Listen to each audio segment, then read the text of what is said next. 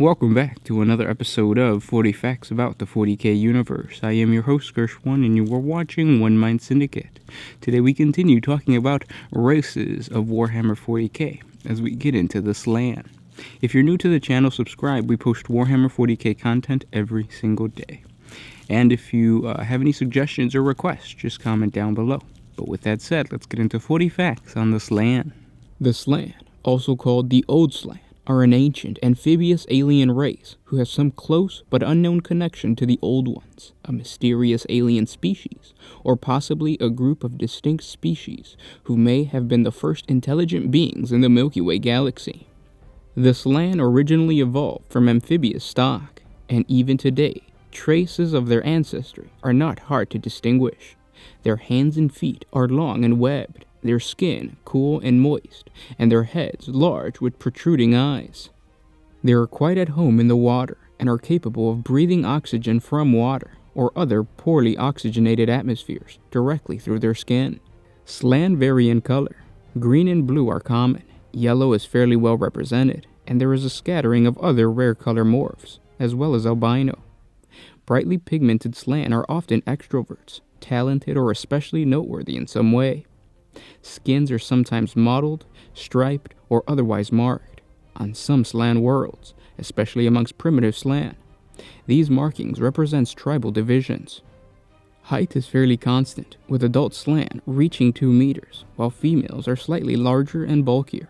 The old Slann were known to be extremely potent psychers, and their descendants still also possess some powers. Of all the races in the galaxy, the Slann claim to be, and may actually be, the oldest. The days of their bright empire are gone, but still they remain amongst the most enigmatic creatures of known space. The Slann evolved, matured, and spread throughout the galaxy many hundreds of thousands or even millions of Terran years ago. During the heyday of their empire, they discovered and nurtured many primitive creatures, encouraging the evolutionary process on countless worlds, eradicating or moving dangerous species, and seeding many planets with promising stock. For millennia, they experimented and played with the galaxy, possibly creating many of the races of modern time in the process. But their empire dwindled, the pace of their civilization slowed, and their genetic experiments were largely abandoned. The Slann retired from an active role in galactic affairs, falling into a long dream of indolence and introspection. They do not seem to have suffered from any physical conflict. There are no records of destructive wars or disasters. Instead, their racial motivation appears to have undergone a sudden and drastic change, so that they have lost all interest in material conquest and power. Their true reason for their retirement from the galactic affairs remains unknown. Some believe that the Slann discovered some unknown secret of the cosmos, or even gained a supreme spiritual insight. In the realm of psychic philosophy and mystic technology, the Slann certainly have no equal, fulfilling themselves by study of spiritual life forces and the secret powers of other realities. It is known that the old Slann were conscious of the existence of warp entities, which they called the powers of chaos. The Slann warned the ancient Eldari of the dangers they would face in the future as a result of their own nature, including the catalytic fall of the Eldar. Some of the Eldari later heeded their warning, leaving their homeworlds for craft worlds. During this time, the old Slann not only taught the Eldari about the dangers inherent to the warp, but also of the extraordinary benefits to be had from the exploiting of psychic abilities. When the Eldari later expanded the webway, they would refine and perfect much of the old Slann's knowledge of the Immaterium.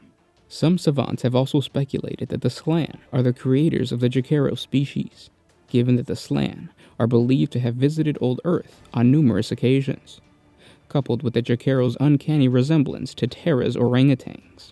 After their retreat from the galaxy, the Slann resided in the galactic north, living upon a number of proximate prosperous worlds.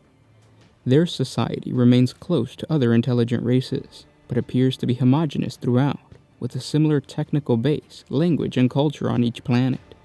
Exceptionally, groups of Slann live as primitive Neolithic savages on a number of worlds beyond Slann space, including within Imperial space. Strangely enough, these primitive Slann are scattered throughout the galaxy, and probably comprise the remnants of what was once a much larger pattern of Slann settlements. These primitives have little or no contact with other technologically advanced kin, and possess a culture reminiscent to that of Mesoamerica on old Earth. The Slann are a curious people, rarely trading with other races, and unpredictable when dealing with territorial disputes or any form of rivalry. There is little that the Slann want or need, and off-world traders often get the feeling that they are being watched and studied, and that the exchange of goods is of no importance to the Slann. Slann warriors are called braves, and the number of braves plus a leader makes up a warband. The number of warriors in a band varies, but it usually is between 6 and 8, although it can vary between 2 and 12. A senior officer called a war leader commands a group of warbands. Where armies are large, it will have many war leaders, all of whom will meet before a battle to make plans and exchange ideas with experienced war leaders, chiefs, and mages. The war leader in overall charge is the war chief, selected from and by the other war leaders. The greatest and most respected individual in Slann society are the great mages. Their aid would be sought in battle, for their knowledge of sorcery, philosophy, and the arcane science is formidable. The great mage remains aloof from society, although their advice is constantly sought by social leaders. Slann society is tribal, and the leaders of each tribe is known as a mage chief.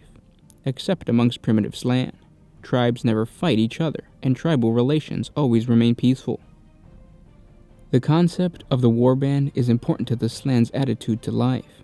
Every Slann is expected to live its life according to a strange, mystic, and largely unfathomable ritual, as part of which the individual passes through life stages, much like the Eldar. The calling to a life stage would seem a real and almost unstoppable thing to a Slann, and can happen at any time, so that a peaceful technician may become a wanderer, a warrior, or even a hermit. Once a Slann feels the call to become a warrior, it joins one of its tribe's warbands, or forms a warband of its own. Because of this unpredictable recruiting method, warbands change all the time. Every Slann tribe maintains a huge stockpile of weapons and equipment. Tribes often exchange items as gifts, and many pieces are of incalculable age. Some equipment kept in this way derives from ancient alien cultures, now dead or forgotten. However, very little of this special equipment ever filters through the Braves, most of whom use weapons similar to those employed by humans and other races. A typical warband will be equipped with las guns, and may include up to 3 individuals with special weapons. Favored special weapons are beamers and graviton guns, although heavy lasers and other weapons are used too. Slann Braves all carry some sort of close combat weapon, often a simple melee hand weapon such as a mace or club. Leaders have neural disruptors, and may have the equivalent of a power axe or power fist. The Slann prefer to rely on energy field armor, rather than physical protection. Armor is worn, but has mostly a mystic rather than practical function. This takes the form of a padded chestplate similar to flank armor, and giving the same protection. Displacer field armor is standard among Slann Braves. In addition, all Slann carry communicators, and warriors are given photochromatic injections. Slann clothing is very exotic. At first glance, this makes them look very primitive, with fur skins, feathers, and religious tokens hanging from their bodies and equipment. The impression is reinforced by the skin paint with which they decorate their bodies, and by ritual tattooing and scarring. In fact, all of these practices are connected with the esoteric Slann mystical philosophies, and are somehow meshed with their whole attitude towards life, the universe, and their part in it. Individual warbands adopt color schemes, as Braves will often fight only for a short time, before being called to some other activities. Warbands are always in a state of flux, and uniforms are impermanent. Slann use vehicles entirely of their own design, most of which are walkers or combined hover flyers. As with weapons, the Slann maintain a vast reserve of vehicles, which are available to those forming warbands. The type of vehicle a warband might be permitted to requisition depends on the leader's standing in society, various aspects of his life so far, and most importantly, upon mystic divination. Selecting a vehicle which will bring the warband luck necessitates careful calculation, similar to that of casting a horoscope. The Slann regard the vehicle as a member of the warband, and have a ritualistic regard for all those equipments. The Slann fight for reasons beyond the understanding of other intelligent races. A warrior is fulfilling an important part of its life cycle. It sees the immediate goal as fighting, and wouldn't think it appropriate to consider why this is. A Slann would no more think of tactics than it would question the act of war. When Slann troops are obviously doomed, they will die fighting. Defeat is not a Slann concept. Slann fight for the love of fighting, not to win or lose, and the gallant defeat is just as good as a glorious victory. Many Slann believe that they are fated to die as warriors, and are perfectly happy to do so. And those were 40 facts on the Slann. I hope you guys enjoyed this video. The lore of the Slann does a really good job of confusing people as to what the old ones were. So the way that I like to see it is that the old ones came first, and then they created the Slann, and the Slann were probably one of the first creatures that they created. You could also make the argument that when the old ones left the galaxy because of the Enslaver Plague, there were a couple that stayed behind. Just like when the Eldar had their fall, the faction splintered. You could say that the old ones splintered, and that the faction that remained in the galaxy turned out to be the Slann. You could say that because the Slann did kind of the same thing that the old ones supposedly did. So they created new races, and they helped the Eldar with the Webway. Now, because of that, I really don't like the Slann as a race. I wish GW would just give us a fixed, a fixed conclusion to what happened to the old ones. I really want them to say they left the galaxy and they'll come back sometime in the future, and then GW can continue the storyline later on. But they don't. They give us this. They give us the Slann. So if you ever want to create your own Lizardmen army in 40K, you have that opportunity with this race.